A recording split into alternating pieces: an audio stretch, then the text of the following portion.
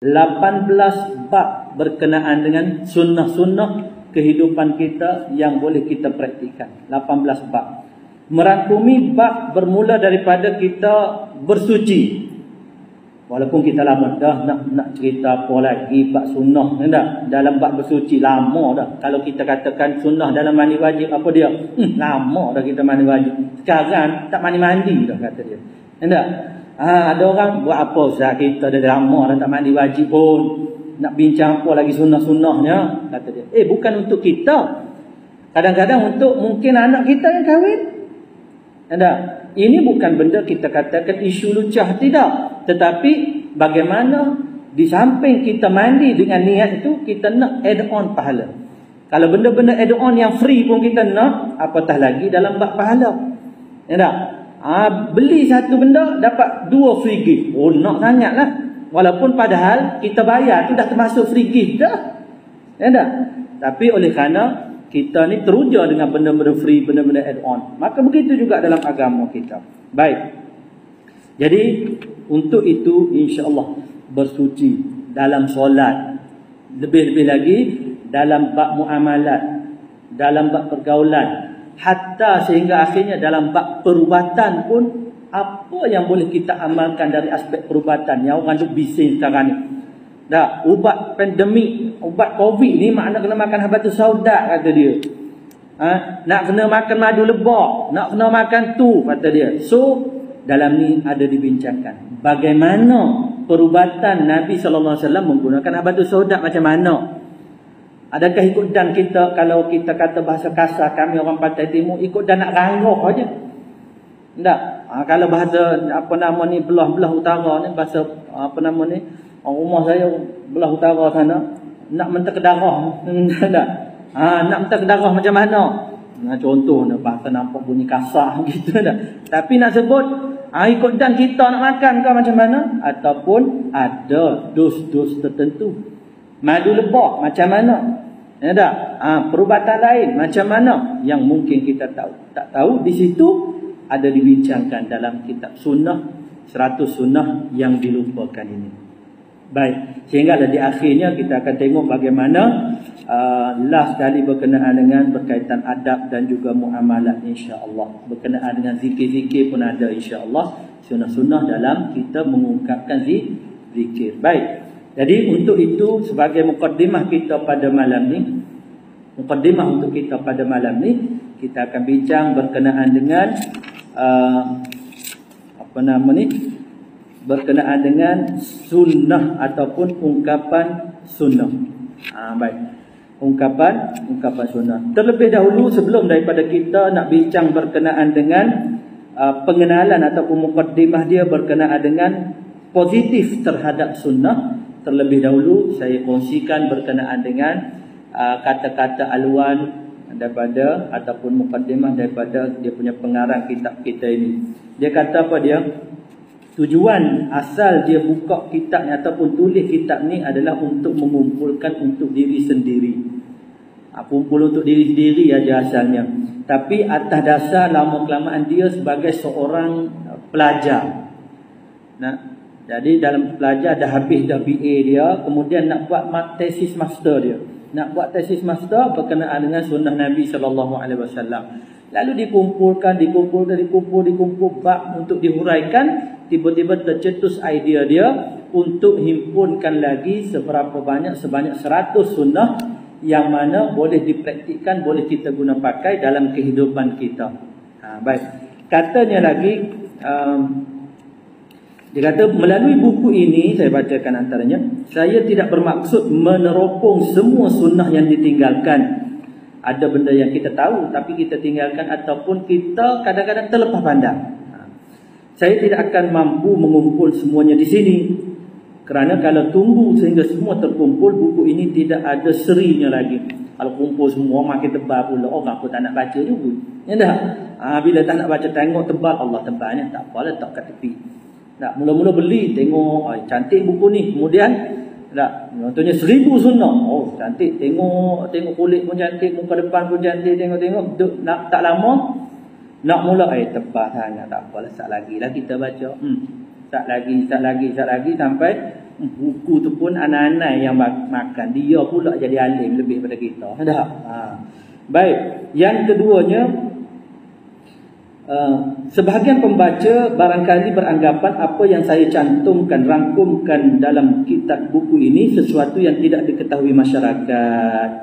Tetapi bahkan kebanyakannya mungkin ada yang mereka amalkan. Namun kebanyakan mengamalkan hanya kerana adat kebiasaan. Kadang-kadang kita buat dah buat dah kita ni. Apa yang disebut dalam ni tu, kita dah buat dah. Zikir contohnya kan, kita dah buat dah zikir ni. Cuma kita buat tak atas dasar biasa macam tu. Nak? Kita duk rasa apa dia? Contohnya zikir lepas sembahyang. Kalau tu imam tak sebut subhanallah, kita pun tak sebut subhanallah. Sebab apa dia? Kita ikut imam aja. Contoh, itu contoh.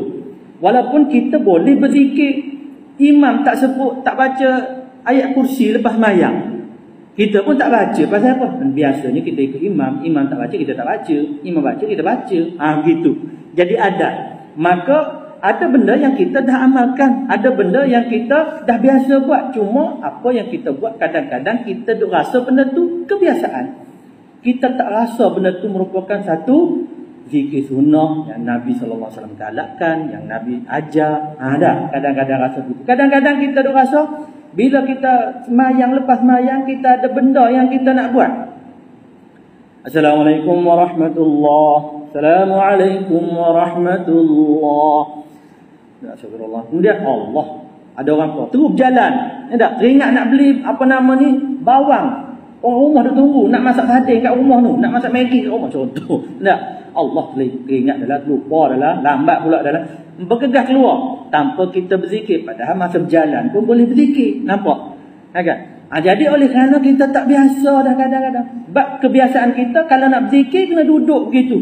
Duduk belakang Pak Imam gitu. Tak? Walaupun sekarang ni kebanyakan bawa handphone dah berzikir. Lepas pada salam tu buka handphone terus. Buka handphone terus. Kok ada apa. Tapi kalau ada memang juga kadang-kadang kena buka juga. Kok masa semayang tu ada call. Tak? Tu dia. Kalau call tak ada ringtone, okey juga. Kalau call ada ringtone, Allahu Akbar. Tak? Berlawan dengan Pak Imam kat depan duk baca ayat Quran duk semayang. Tu dia.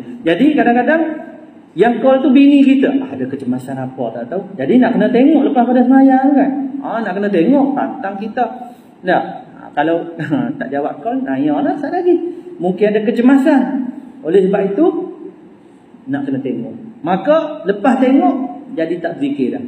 Sebab apa dia? Sebab biasanya bila lepas semayang tak cakap, kena berzikir dulu. Kalau bercakap tak berzikir dah lepas tu. Kan? Baik. Katanya lagi, yang ketiga, mungkin beberapa masalah yang saya ketengahkan masih merupakan persoalan yang diperselisihkan di kalangan ulama. Oleh itu saya mengharapkan komen, kritikan dan cadangan atau penambahan daripada pembaca agar kita terus sama-sama membantu dengan tujuan dakwah yang lebih baik. Jadi mungkin sepanjang dia tulis ni, ada benda ni tak betul ni. Bukan tak betul, maknanya kurang tepat ni. Ada benda yang lebih tepat ni. Maka tak ada masalah. Kita tegur sepanjang kalau saya baca ni, berpandukan buku ni, ada benda yang kurang tepat. Kita kata, Ustaz, tegur secara direct tak apa, tak ada masalah. Pasal kita pun sama-sama belajar. Mungkin di hadapan saya ini, orang yang lebih arif, orang yang lebih berilmu. Jadi atas dasar itu, kita sama wa ta'awanu 'alal birri wat taqwa. Jadi boleh kita sama-sama tegur. Mungkin kita kata ada orang tahu. Cuma kalau bila tahu dia tak bertanya. Sedangkan kalau dia tanya, dia tahu. Benda dia tanya tu dia tahu. Cuma dia rasa ada member dia memang kurang tahu benda ni. Jadi dia tanya atas dasar untuk sama-sama orang lain pun tak tahu. Yang pengkuliah pun tahu, yang lain pun dapat tahu juga. Kalau pengkuliah pun tak tahu, maka dia pun boleh bagi tahu. Macam ni Ustaz sebenarnya begini. Alhamdulillah. Baik, kita sama-sama. Kemudian katanya lagi, dan yang keempat, sabda Nabi sallallahu alaihi wasallam, "Man la yashkurin nas la yashkur Allah. Man la yashkurun nas la yashkurullah." Sesiapa yang tidak berterima kasih kepada manusia, berarti dia tidak bersyukur kepada Allah Subhanahu wa taala.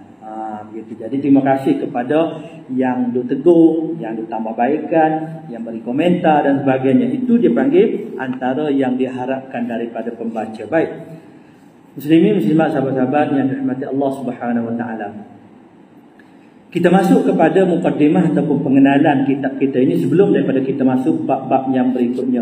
Walaupun kita kadang-kadang kalau di surau, orang kata di surau di masjid ni bukan tempat untuk kita mendapatkan ilmu secara detail dan konsisten. Tetapi paling kurang dengan adanya pembacaan kitab, satu bab boleh memberi satu gambaran kepada kita, dan juga kita boleh dapat untuk kita bawa balik. Malam ni apa yang kita dapat, maka kita boleh bawa balik. Walaupun satu, walaupun dua, boleh bagi tahu orang rumah kita, boleh bagi tahu anak kita, boleh bagi tahu siapa-siapa saja saat lagi duduk kedai kopi. Boleh mengetih dah sampai bila? Sampai pukul 12 ni. Jadi balik kat kedai kopi sambil-sambil sembang, maka ada benda. Kau tak tahu tadi. Kau pergi tak suruh? Tak pergi. Ni nak bagi tahu ni. Tadi bab sunnah tu.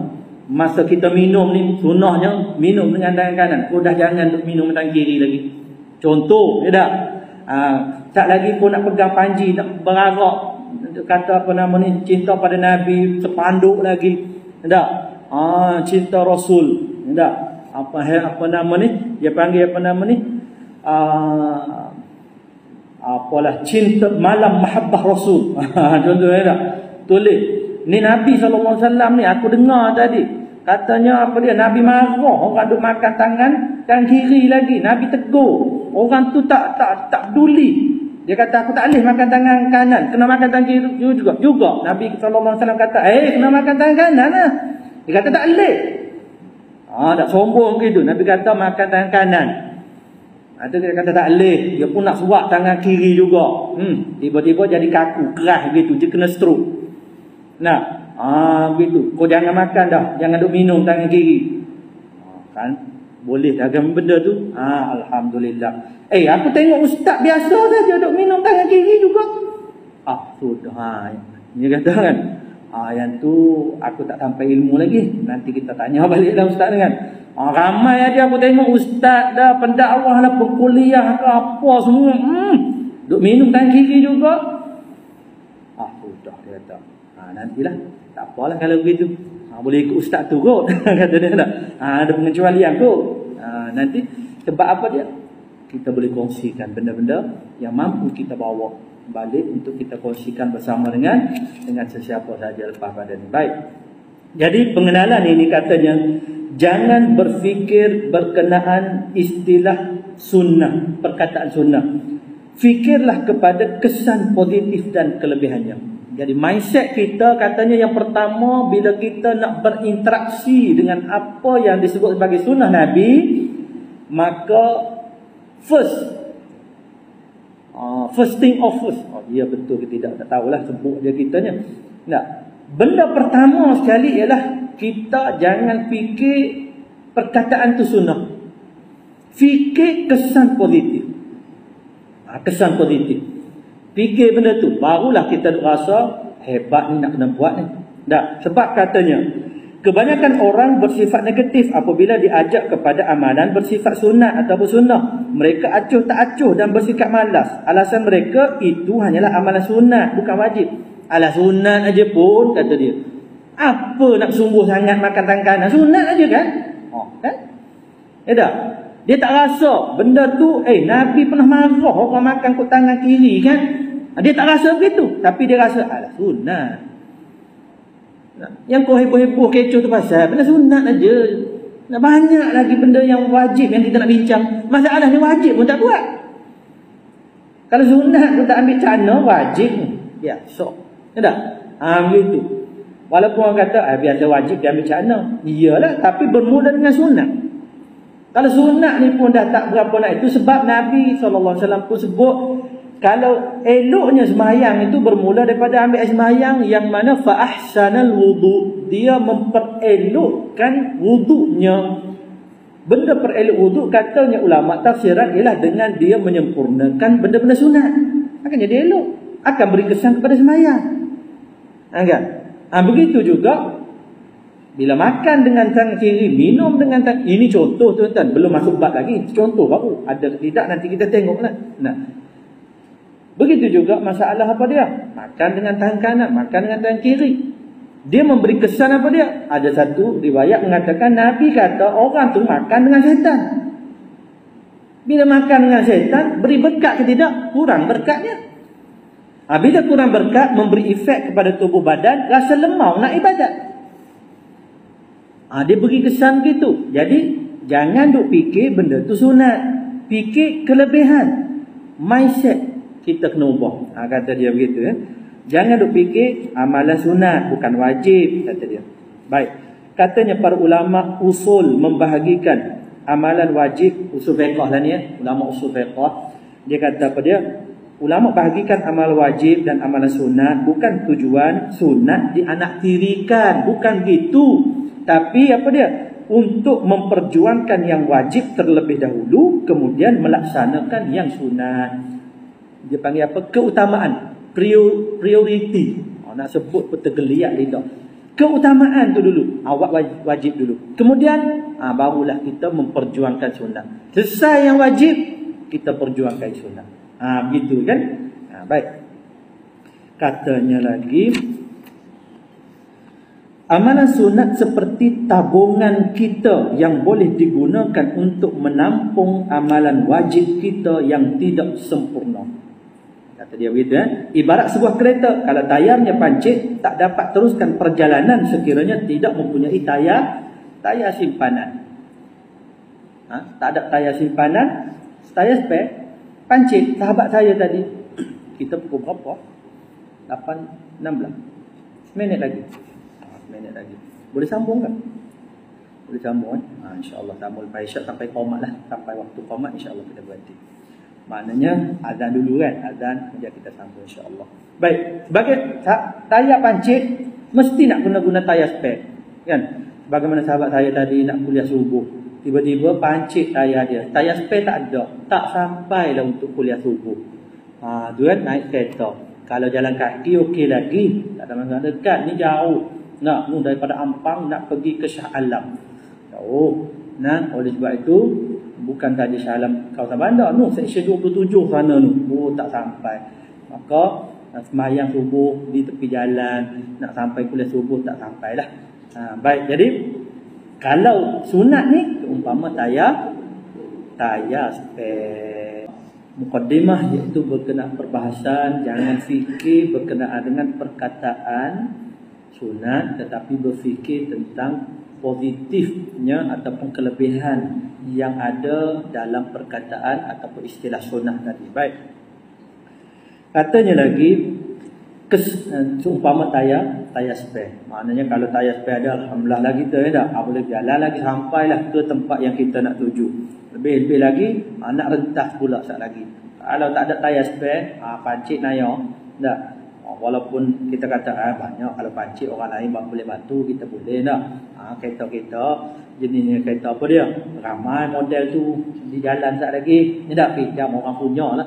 Pinjam orang punya sekarang. Tapi di dunia ni boleh lah. Di akhirat nak pinjam dengan siapa?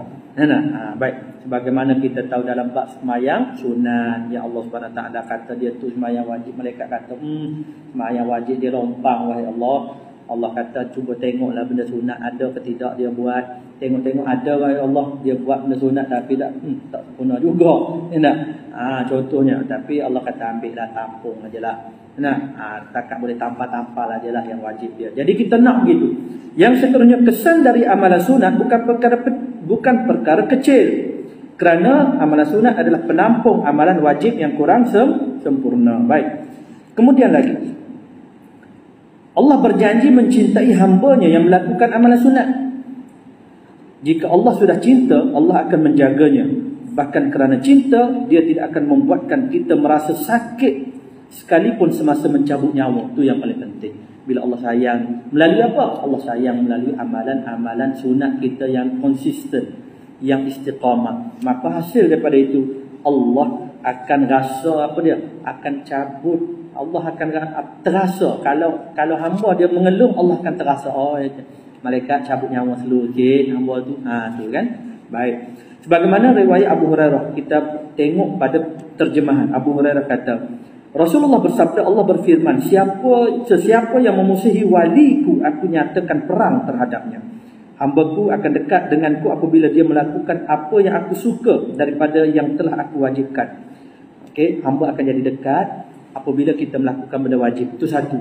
Allah akan suka. Nak mendekatkan diri dengan Allah, kata Allah, tak ada benda lain yang aku suka melainkan dengan menggunakan benda wajib. Cara nak mendekatkan diri pada Allah yang Allah suka ialah melalui menunaikan benda-benda wajib. Satu.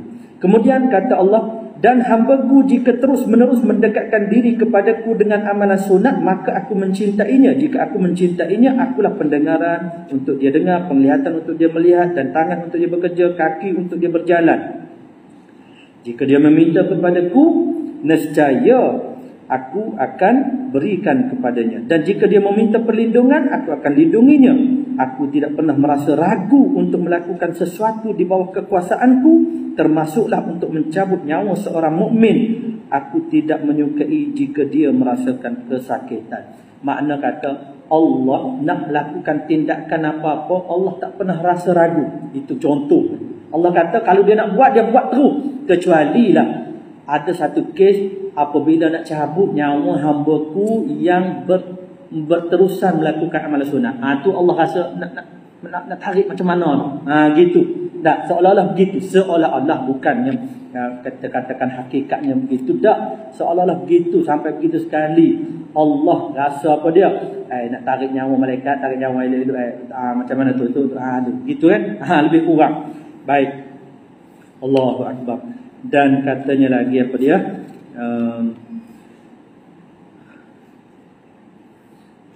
Jadikan amalan sunat, katanya, sebagai amalan yang mampu menjadikan hidup kita bermakna semasa dipanggil menghadap Allah Subhanahu wa taala. Katanya ada 5 kata kunci yang jika kita ingin terus menjadi hamba-Nya yang istimewa, ialah ada 5 perkataan, kata dia. Apa dia? Amalan sunat saya mesti berkualiti. Tu kata kunci dia. 5 perkataan tu kata dia. 5 perkataan. Amalan sunat saya mesti berkualiti. Itu kata kunci untuk menjadi hamba Allah yang istimewa. Yang Allah kata, inilah yang akan jadi wali aku. Nak jadi wali. Bukan wali nikah saja ni. Tapi wali yang sebenar-benar wali Allah ialah mereka yang konsisten menjaga amalan sunat. Jadi